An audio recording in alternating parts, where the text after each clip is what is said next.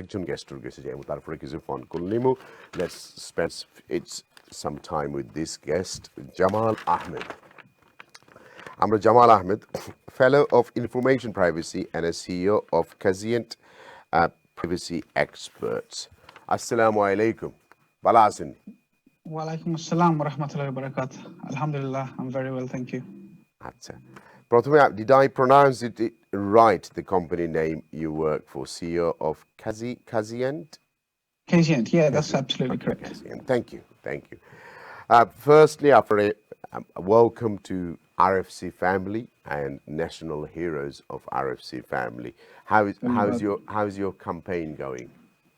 Alhamdulillah, my campaign has kicked off and it's going quite well. I only started it a few days ago. I was quite tied up with a couple of things going on, but Alhamdulillah, it's going very well. People are very generous. Everybody wants to help, and you know, every time we do any charitable campaign, we're always surprised by the response from our friends and families and networks. So Alhamdulillah. And did Dabir Sasa inspired you at all? Did you see him at all anywhere? Yeah, I've been watching his progress. I mean, from wanting to raise £1,000 to nearly £100,000 now. 120, you know, 120 nearly. well, I'll that show you shows in a how second. out of date I am. But mashallah. And it just shows that when you have a pure intention and you want to do something for the sake of Allah, you do your best and Allah will do the rest. Yet it is very important what you said. Right, we want to talk about this new NHS coronavirus app. A lot of people are sending us email, a lot of conspiracy theories emails, and I know we need to keep people safe. Can you guide us where we are, how it is, and what effects will have, what's the positive on it, what's the negative on it? If you just give us, because you are professional, at least a lot of people will be thinking that it is not going to be a technology-driven world. They're not going to be killed by someone. You know, lot of conspiracy going on with this app and social media. You know, people are just making each other's a comment. Somebody saying that this is the time you're going to be tagged. Another one is saying something else. I was just listening, and I think mental problem with এইসব জিনিস। So can you please make it simple and easy for us to understand the whole concept? Inshallah, I will do my best.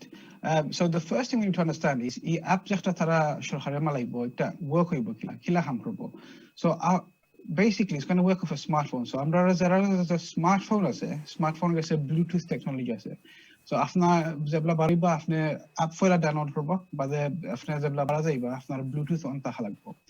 Now judin কোনো বেমারি মানুষ আপনার খান্দা time for 15 minutes within 6 foot, then the app will communicate with their Bluetooth and alert you you've come into contact with someone that's got coronavirus. So that's the premise and that's the idea of the app. So just to summarize, the app will work on Bluetooth technology. If you're within 6 foot of someone who has been confirmed with having coronavirus for more than 15 minutes or longer, then the idea is that an alert will be triggered, letting you know that you have come into contact with someone that's carrying coronavirus. Now, that's the idea of the technology. There are a lot of concerns that have been raised, both by privacy professionals, information security professionals, and also a parliamentary committee on this app. And they are quite founded and quite right in having those concerns. And some of the conspiracy theories you speak about, Jalil Bhai, they might have some basis to it. So the first thing we need to understand is the government, the UK government, has been one of the few governments who has said, we don't want Apple and we don't want Google to help us with an app to track and trace the COVID-19 pandemic in this country. Most countries around the world, major countries, have said, you know what, Google and Apple, you are the experts on this. You are really good at developing apps and we will work with you. The UK said, no, we're going to create our own app and we're going to try and Which is a positive side, then we can be in control of our own destiny, isn't it? If we don't give well, it it might be positive, it might be negative. Now I'll go into some of the concerns that people have raised. So the first concern is the NHS already has an app store. And when you want to launch an app into the NHS App Store, it has to meet certain requirements for data privacy and data security, etc. Now, the thing about the NHSX app is actually failed every single one of those tests. It does not meet any of the requirements that the NHS require for an app to be launched from their app store. So that's the first concern. The second concern, and this is the one most people are worried about, is the UK government wants to keep all the information that it collects in a centralized location. And the thing people are worried about is if you have that in a centralized location, it becomes another monitoring tool of state surveillance. Now, potentially the government will have the information of whereabouts of every single citizen in the country, where they've been, how long they've been there, who they've been with, and people are not comfortable with that level of information being out there because what they're worried about is what if somebody else gets their hands on that information? What could they do with it? What if a bad actor or someone with bad intentions has access to that information? What about the security of this? Who will be able to access this? And what security professionals are concerned about most is purpose creep. মানে তারা হইছে আমরা আপনারা corona virus থেকে বাঁচাইবা লাগি information দিলাম but এই information দিয়ে তারা আর কিছু করতে পারে বাদে আমরা কোন ক্ষতি করতে পারে and that's what most people are worried about is the purpose creep. If you centralize this information, it becomes very dangerous. ঠিক আছে বুঝলাম বাট তারপরেও আমরা এটা কিন্তু নেসেসারি নিয়ে আমরা লাগি এখন এখন how long would that take do you think to get implement another 3 months 2 months 1 month do you know anything about it? Yes, so I mean, is this app necessary? So I've been campaigning for us to have track and trace technology in the UK since this pandemic broke out as early as 3-4 weeks ago. And I think I came on to one of your early coronavirus shows where I was actually stating the case for that. Yes, it is important to have an app so we can have track and trace and then we can remove this lockdown and people can carry on with their lives as normal as possible, whilst at the same time protecting Can I stop you there? Would our life ever become normal, brother, after this pandemic? Well, I mean, yes, people always go back to their normal way of life. It just happens by habit. So even now, you see some people in some countries, especially boroughs like Newham, they're struggling to survive under lockdown. Some people have a misunderstanding of how to go on with the lockdown, and they're just carrying on as normal. Now, those among us that have lost someone very close to us and those among us that have felt the first-hand effects of this will probably be a little bit more cautious. We'll probably, take hygiene a little bit more seriously. And we'll probably be more wary of the kind of people and the amount of people we come into contact with. So I'm hoping that people do actually learn lessons from this and that people's level of hygiene and sanitation, especially in public, does increase. But the problem with this app is if you don't have a smartphone, then you won't be able to become someone that's monitored. So for example, if you look at our community, আমরা সাসা সইন আমরা সাসিয়া সইন আমরা নানা সইন দাদা সইন আমরা মুরব্বী মানুষের কথা যদি চিন্তা করেন তারা খোঁজনের গেছে আছে স্মার্টফোন তারা খোঁজন স্মার্টফোন লইয়া ব্লুটুথ লইয়া ডাউনলোড লইয়া তারা বড় আমার নিজেরও স্মার্টফোন নাই.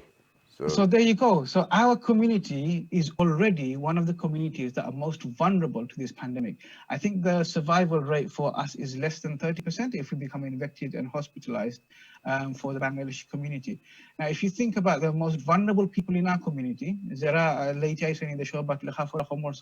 for them to be able to use a smartphone is going to be very difficult. And now the government have launched a guinea pig or a pilot test in the Isle of Wight. And we know from what's happening in the Isle of Wight that there are lots of problems with this technology. And anybody that's got a smartphone that is older than 2 years old can't actually use this app. It doesn't work on them. Now, if you think about our community and our level of wealth, how many people, what percentage of our community do you think have an app or have a smart device that is older than 2 years old? My device myself is older than 2 years old, and I have something that's more recent than a lot of people in my family. So most of my family would not be able to use this app. So it's not going to be protecting us. Right. We won't know if you've come in contact with somebody. You've given enough to clear. Let's move on from this. So your campaign you launched recently, and let me just go back. So you've done pretty well. You've done 7 supported, £319. Let's see on the screen. Let's see Jamal by Ramadan family commitment. Let's see what it is. And he's done it, viewers, in the memory of Ayub alayhi salam, Nuh alayhi salam, and Isa alayhi salam. So they're actually my children that Allah has taken back, Jalil Bhai. I had 3 children, and oh, Allah has sorry, I they were didn't mean returned it back to this Allah. well. Just here. Okay, so I knew NHSX. Sorry. আপনার বাচ্চাদের কি তো হয়েছিল আমরা একটু কইলকা যেহেতু শুরু করছেন আপনি Um, Allah blessed me with 3 children. They was all born a little bit earlier than they should have been. Ayub, he was he returned back on the same day. My twins, Noah and Isaac, one survived for 8 days and the other one survived for 2 weeks, and then Allah took them back. Has Allah gifted you any more children? Not at this moment in time. Inshallah, this is the month of Ramadan. It's the Allah will give you mercy, shower diba mercy of shower koriya diba mercy di inshallah after. So the profile photo, when did you go to Hajj? So I actually went to Umrah in December 2018. Oh, 2 years ago. 2 years ago. So the Kaaba is now closed. There is Makkah. Did you enjoy it? Did you have a good time? Alhamdulillah, yeah, it was a very blessed trip. And the thing is, you know, we grew up in this country. We were taught the Quran. We were taught about these stories. And for us, it was just an idea that, oh yeah, we believe this. But when you're standing there in front of the Kaaba, when you're in Makkah, when you're in Medina, you actually feel the presence of the Prophet, and all the stories come to life, and you own it from here. And I think it's made my faith so much stronger, alhamdulillah. What would you like to say to our viewers on your family commitments that you came forward on RFC and your commitments toward the COVID-19 victims? This 26 organization is one of the school in UK, 3 mosque, orphans, and majorities in Bangladesh. What would you like to say to our viewers? What I'd like to say to our viewers is 2 things. The first thing I want to say is I want you to think about what you're going to have for iftar today. And I want to think about how much you're looking forward to having that, and think about all of the choices you have. There's so many choices. But now I want you to think, if you had no choice, you didn't know what you could have because you don't have any food. You can't feed your children. You can't feed the people you can't look after. Some of us live with our parents, our grandparents. You can't feed them. Imagine they're looking at you and you're looking at them. It's iftar time and there's no food. Now, there are a lot of people from our ummah that are in that situation, and we can do something to help. I'm not asking everyone to empty their bank balances out. I'm just saying give something to help towards those. And secondly, in years to come,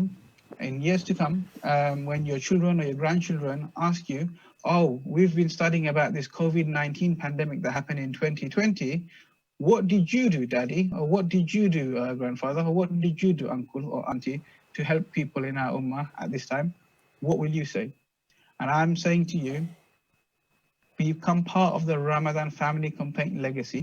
And then you can say, you know what? I couldn't do much, but what I could do was support 26 different charity appeals, which helped people in our ummah worldwide dealing with this pandemic. Jamal Bhai, is there anything else you want to share with our viewers, or you're done for today? I think we've covered quite a lot today. Thank you very much. Thank you. Thank you. আপনার একটা video দেখি তারপরে দেখি আমরা যাই মুগি let's go and see a video.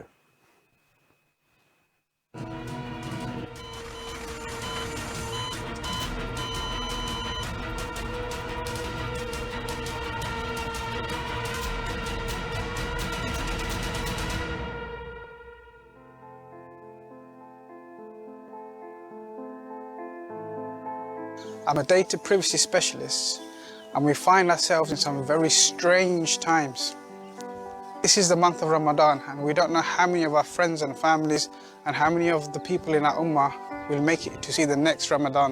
And especially affected are the daily laborers, the people that go out and earn their wage on a daily basis so that they can come home and feed their families. With the lockdown in place in places like Bangladesh, these individuals have no ability to provide for their families. When you break fast today, what I want you to think about is those people that don't have any food, that don't know when the next meal is coming from, and the people who have people who would provide for them, but because of this coronavirus are in hospital or sick or have passed away. We want to provide food for those widows and orphans. We want to support the people that are affected by this pandemic, both here and abroad, where it matters more. I'm appealing to you to reach into your hearts and deep into your wallets and donate as much or as little as you can. But please, give something for the Ramadan family commitment. Your donation will be equally distributed amongst 26 charity appeals on Channel S during this Ramadan. For example, give £260, 26 charity appeals will get £10 each. RFC COVID-19 Crisis Initiative. Come back.